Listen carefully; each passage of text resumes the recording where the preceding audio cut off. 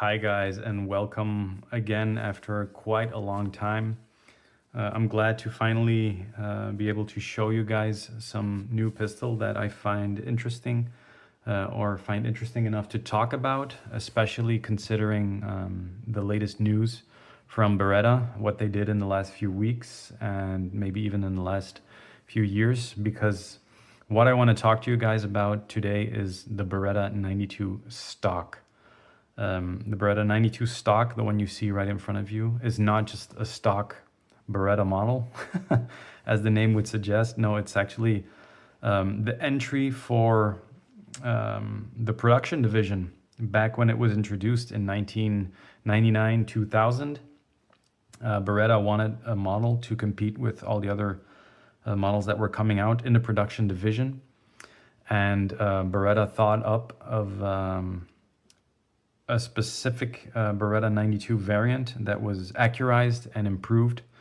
They put several improvements on it for the competition, of course.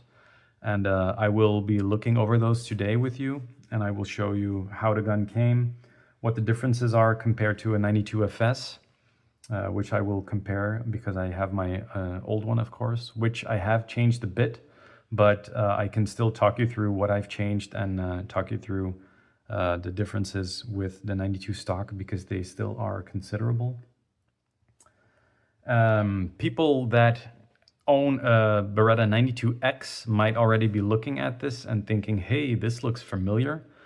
That's also my thought. That's also part of the reason why I wanted to make this video, because the Beretta 92 stock actually comes quite close to the 92X. And I do think that that is where Beretta got their inspiration to actually reintroduce the 92 competition model, let's say.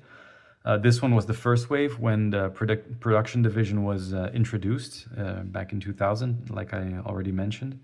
And now with another wave, let's say, another surge of popularity in IPSC, the 92X a few years ago was introduced. And now this year we have the 94X, which is another iteration of it, which seems to be looking good, of course. Although not that much has changed except for the Vertec Pro frame, of course. That's really where the innovation lies. But the rest is kind of similar, as we will see today in this video. I will go over what came in the box really quick, and then we can start talking about the pistol. So in the box were the pistol, of course, 2 magazines. These are, I don't think these are the original ones. They are Medgar. One is even stainless. I also already changed out some parts on these. I changed out the base pads, of course, for thick rubber competition base pads, which I kind of recommend. Because that way, if my mag falls on the floor, it doesn't fly in 4 or 5 different pieces all over the place. It came with these interchangeable front sight posts. Let me show you a little bit better.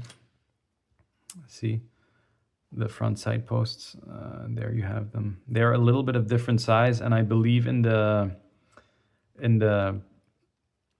manual, it says that you can change up to, what is it? I think 45 millimeters at about 15 yards to 20 yards distance, the impact. But I'm not going to be using those later on. I will swap these sights out for fiber optic sights, of course.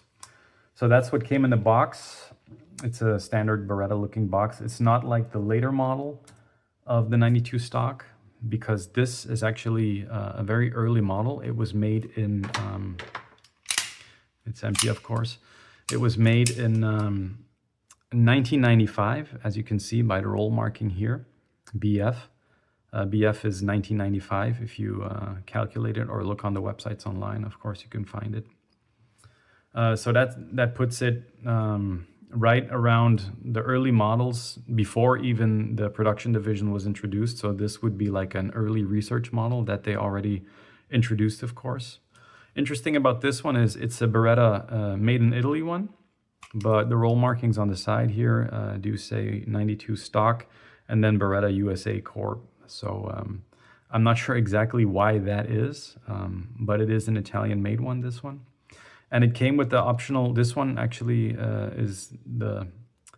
has metal, aluminium for the people in Europe, aluminum grips, which are a little bit heavier, and they were the optional ones, but I don't really like them as much as the plastic ones. The plastic ones look like the Pachmayr grips, and they have a little bit more of a decent hold.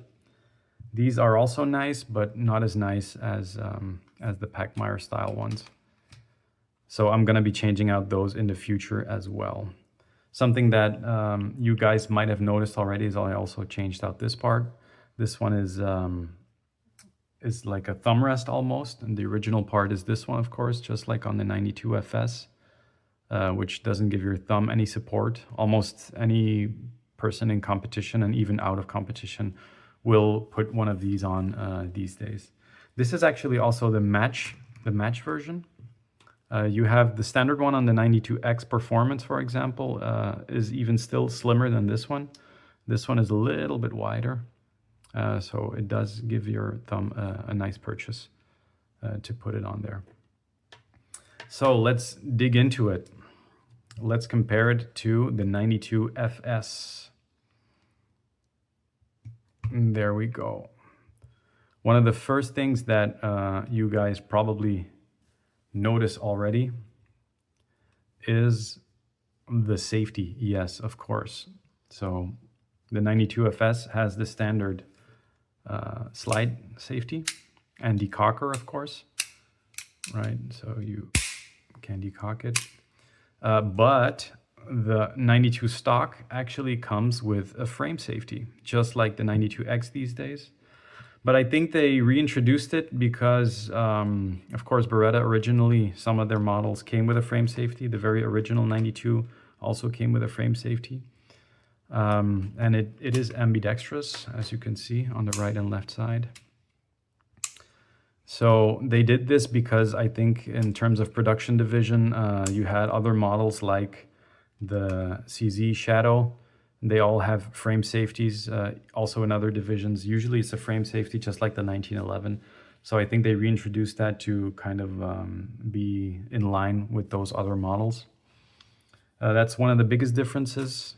Another one is this one. This actually is a part that isn't changed out. This is an extended mag release, and that came standard on this model. Another one is the front serrations. So the front serrations are something that you don't see on the standard 92FS, which are a nice addition because a lot of people complain about the 92FS that you cannot rack it, for example, as you would from the front. Some people still do like this. I also do it right here in those dimples, right? But that brings you quite close to the muzzle already. So this is actually another nice way to rack the slide. It gives you a decent purchase. They're also angled in that nice style that you see nowadays. Also on the 94X, for example, these slide serrations. I don't know if the slide serrations are the same in this direction though, because these are just like, they're just straight walled. But I think the ones on the 94X are triangular actually. But I might be wrong, I need to check that. But that's one of the other differences. One of the most obvious ones is, of course, this one is a Brigadier slide, as most of you guys will know. The Brigadier slide is much wider and heavier. I mean, not much, but it is visibly wider and thicker. Beefier, as they would say. Some people still see this as a contentious point for the Beretta, because the reason that they were made wider was because of those testings that the military did, and then certain frames, certain slides went cracking and then flew back in some of the shooters' faces, as I also mentioned on the 92FS video that I made. Well, with the Brigadier slide, it was already much thicker, so you wouldn't have that problem on this one. The 92FS actually also solved it by creating a bigger hammer pin here and a cutout in the slide. So if the slide would crack here, which is the thinnest point on the Beretta 92FS, right here, if it would crack there, then it wouldn't fly back in the shooter's face. But this one just standard has this thicker Brigadier slide already.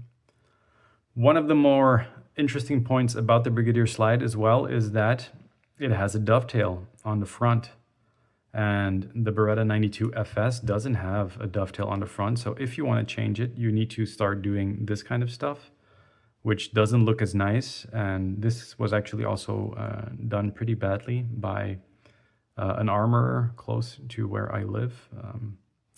I mean, it works, but it's not that sturdy. I think the holes are a bit too big for the roll pins.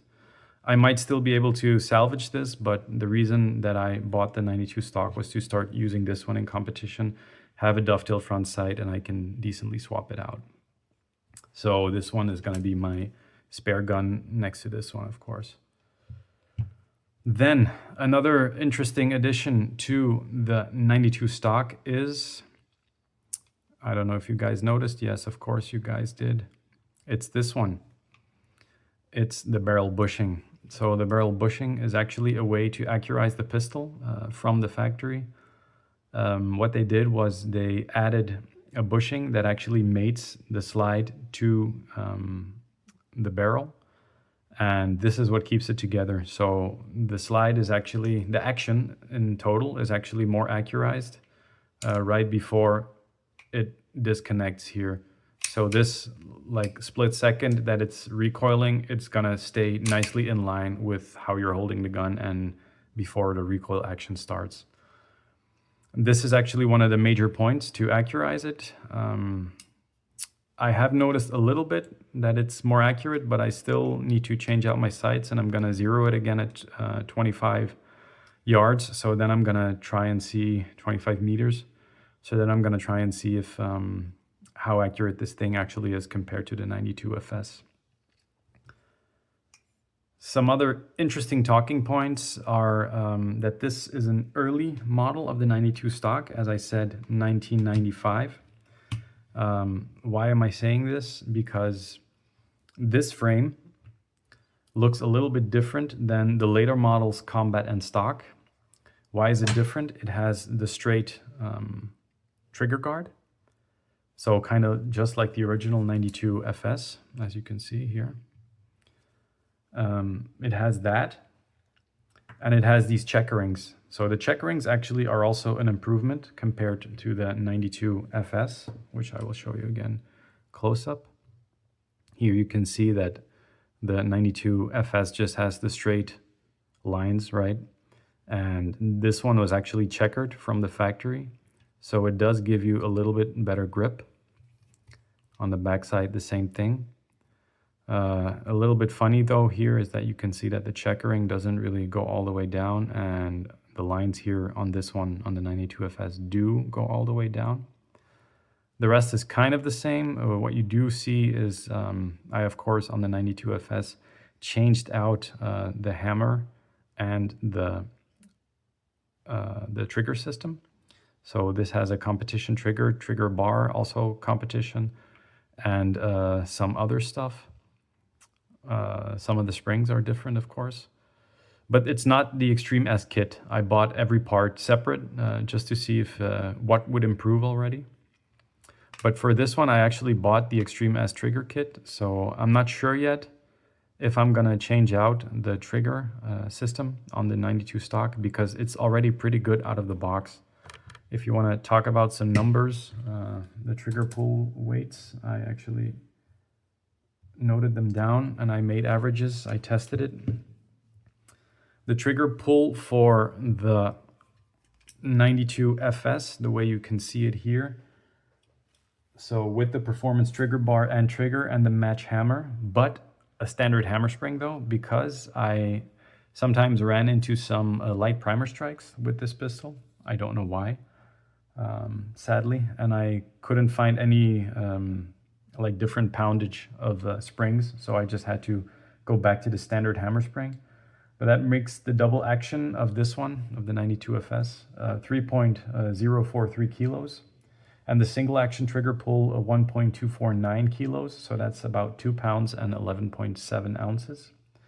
The Beretta stock, on the other hand, without any alterations, so just the way it came out of the box, has a double action trigger of 2.177 kilos and a single action of 1.08 kilos, which is about 2 pounds and 6.1 ounces, which is quite nice for a production pistol right out of the box, right straight from the factory.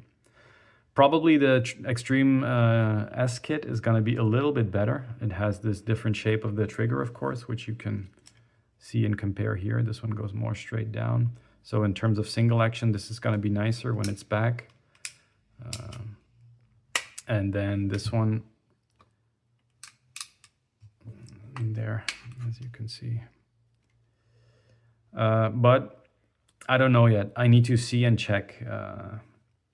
I will let you guys know in a different video, in a future video, because I'm going to be comparing this one to the 92X. Actually, I'm going to field strip it in a bit for you guys, so you can already see internally that it looks like the 92X quite a lot. And then I'm going to talk about if it improved, yes or no. To be honest, aesthetically, I do like the match hammer already a bit more, so I might change that out anyway. But I just hope that I don't encounter any light primer strikes with this one. Because when I bought it and I immediately tested it, it was still dirty and stuff. I did get some light primer strikes. So the next time I'm going to go to the range, I cleaned it fully now for the video and also just for the sake of cleaning it, because it was, I think it was filled with like 20 to 30 years of gunk. So now it's nice and clean. I completely disassembled it just to clean everything. And that's actually what brings me to the next part, because the more I was cleaning it on the inside, the more apparent it became that this pistol is definitely the predecessor of the 92X performance. So that brings us to the field strip and the comparison with the 92X performance. So let's go ahead and field strip this. As you guys will know, you cannot just start field stripping this thing exactly because of the barrel bushing. This one is in 3 parts. So you have the ring nut, you have another ring or washer in the back, and then you have the bushing itself that actually makes the slide to the barrel. It came with this tool. This is an early model as well. It's not going to look like the later models, 92 stock. They have kind of this like propeller kind of tool thing. But this one actually is like this. You just fit it onto the lugs. You give it a nice little twist and it's loose. And once it's loose, you can just turn it and it opens up there. This part is actually exactly the same as on the 98FS Target, which you can also still buy on the Beretta website. I already bought one just to be sure to have a replacement. So this comes off. Let me put it to the side. Once that is done, you can also see that, of course, it's a threaded barrel now. I don't know if it could be used for any other reasons, because this is actually right thread, so I don't think so. Or it might. You guys can comment to see if it would be possible or not.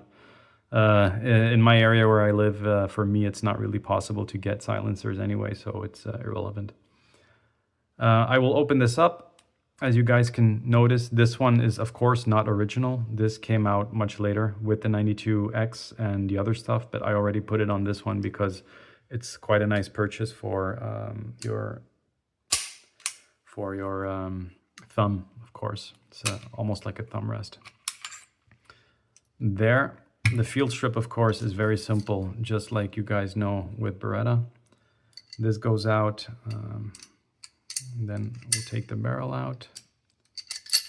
And there we have it. It goes a little bit more, it's a little bit more difficult because of this bushing that, of course, is in the way. Normally you have a few millimeters of play here, but in this case, this one, which is a little bit cone-shaped, as you can see, it fits in very nicely here. And it really locks up that barrel. and keeps it parallel to the frame. Here you can really see a nice close-up shot of, let me get the other one, of the frame. And there we go. See, here you guys can really see the difference between that Brigadier slide and the standard 92FS. Let me put them right against each other for some nice shots. There. So that's actually quite a difference, just enough to create that dovetail, as you guys can see. I don't think a dovetail here is definitely possible. There's just not enough material to play with. So let's get back to this guy. On the bottom, not much different. Of course, it doesn't have the internals of the slide safety and the cocker. So that actually also changes the geometry of the firing pin, because the 92FS people will know, or the ones that own a 92FS will know, that this part here is actually going to be kind of like a plunger that fits right into the axis of the slide safety. So when you twist it out of the way, it rotates together and suddenly the plunger disappears so the hammer can safely drop. In this case, it's just right straight through firing pin all the way to the front. Yeah. And that actually comes from the Beretta 92D, the double action only model that Beretta once made. They made the pistol, but then they created the 92D, which had this kind of firing pin as well. Probably the old frame safety models are also going to have that. But if you look at Beretta's website right now, you only find that firing pin named for the Beretta 92D. And funnily enough, of course, also for the 92X. So if you go look at the exploded views of the 92X, for example, the part number for the firing pin of the 92X is actually the same one as the one for the 92D. And in that case, also for this 92 stock. So interchangeability of parts. Some other stuff that translates directly to the 92X. Yes, you guessed it. It's the frame safety levers. So these are actually, on the outside, they might not look like it because these are a little bit like an older style, you know, like the early 2000s style. But on the inside, they are exactly the same. In fact, while I was trying to disassemble this gun, I fully disassemble it, I came across a video because I wasn't sure on how to remove these two. And I found a video about the 92X talking about how to fully disassemble it. And what you actually see is here on the top, you have this roll pin. And this roll pin is the only thing that's keeping this whole assembly of the levers together. Also together with the bushing that runs through the hammer and the hammer axis, let's say. And I wasn't able to remove it, or I was a little bit confused on how to do it. And in that video, this guy, I'm sorry, I forgot his channel name, but I will mention him in the description. He actually mentions that there's, on this other side here, you are not going to see it because I still have the grips on there, but you can look in his video. There's a teeny tiny hole, and that tiny hole is actually used to drive out this top roll pin. But the hole is totally not as big as the hole of the roll pin on the top. So you need a special tool, is what he kind of said, or you can make one yourself. What I did was I found a nice hardened screwdriver, a very small one, flathead. I just cut off the top and I filed it a bit so it fit in the hole, and I used that to drive out the pin. And then I was able to really compare these parts, and yeah, they're almost the same as the 92X. So I'm pretty sure that if you would want to modernize this a little bit more, you could just use the levers of the 92X, or get a smaller lever for the right side, for example. If you don't like the way it's touching your finger, you could do that. But I'm not sure if I'm gonna. I kind of want to keep it looking original. I'll try and see in a few matches what it's like, and see if I like it, yes or no. That's most of what I can tell you. I'm gonna go put it back together, and then I will show you guys how what else I'm gonna change, talk about that, and then maybe talk about what I will show you in the next video, which is a comparison of this one and the 92X, probably. Another very interesting thing about this model is that, not this one, because this is an early Beretta 92 stock, like I already mentioned, but the later models and the 92 Combat, for example, as well, they actually had the holes here on this part drilled for the pre-travel and over-travel set screws. So back then in the early 2000s, you could already get this model and have set screws here for pre-travel and over-travel, which also now is directly available on the 92X Performance, which is another funny addition to it, that they really did get a lot of the details and innovation for the 92X Performance from this pistol. Oh yeah, another interesting part about it is to show you the interchangeability of the two. So this is actually the 92 FS frame. I'm just gonna mate it to the 92 slide, the 92 stock slide. And of course it doesn't have the bushing right now in here, but it doesn't really matter. So they actually fit and they work. The only thing is, of course, now there's no safety, which is essentially a 92D almost. So it's a 92D, but of course it's gonna cycle and go single action. But in this sense, you could actually just use this and it works. And now I have the Brigadier slide on the 92 FS frame, which of course makes sense. Some people might think that with the internals here, it might not work, but because this top part doesn't have a safety and the bottom part doesn't have a safety, it does work, which is a funny detail. So to wrap it up, I showed you why I think this is an interesting Beretta model, a vintage one. And I show you where Beretta got most of its inspiration for their latest iteration of a competition pistol, the 92X, of course, and probably the 94X as well. Of course, the 94X has the nice new Vertec Pro frame, so there's some innovation in that, which of course is totally different, with their proprietary 20-round magazines as well. But yeah, I think this is something nice to show you. What do you guys think? Do you guys think that Beretta got their inspiration for the 92X from this 92 stock and the 92 Combat? Maybe they did, maybe they didn't.